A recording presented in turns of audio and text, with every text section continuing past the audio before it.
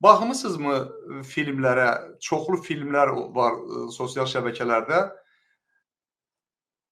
Bu Qarabağ münaqişəsi başlayandan bizim əsir düşən günahsız insanlarımıza, o günahsız insanların içərisindən seçilən bəzi ləyaqətsiz insanlar onlara işgəncə verməkdə xüsusi, yəni özümüzdən olan xüsusi fərqləniblər və işgəncələr veriblər və ondan sonra Ermənistandan bizə təhvil olundan sonra da üzünə durublar bu insanlar ki, bizə orada düşərgələrdə, nə bilim mən, mal tövrlərində, orada, burada işgəncələr verənlərdən bir də bu olub və ya da bizi döyən, bizə əzab-əziyyət verənlərdən bir də bu olub.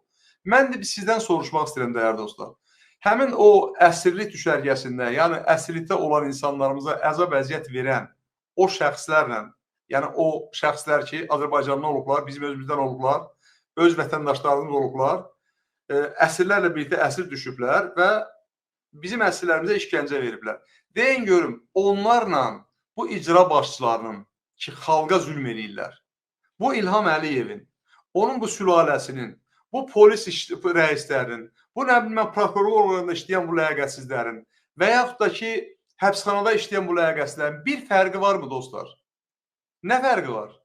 Onun arxasında erməni dururdu, deyir ki, döy, vur, öldür, qabana bitkə yem atırdı.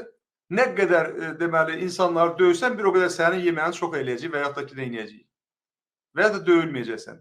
Həmin işləri bugün bizim Azərbaycanda sistem görür. İlham Əliyev və onun sistemi görür. İndi siz mənə deyin görüm, o satqın gədə ilə bu satqın qədələrin bir fərqi var mı dəyərli dostlar?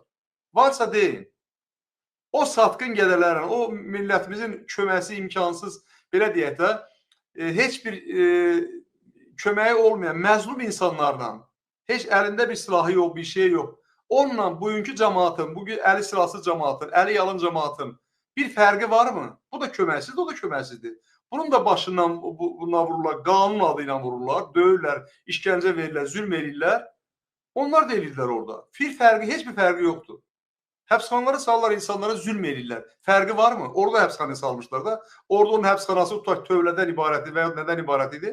Baxın, bizim əsirlikdən qayıdan, Şuşadan qayıdan o 2 nəfər var idi. Onları həbs eləmişdilər.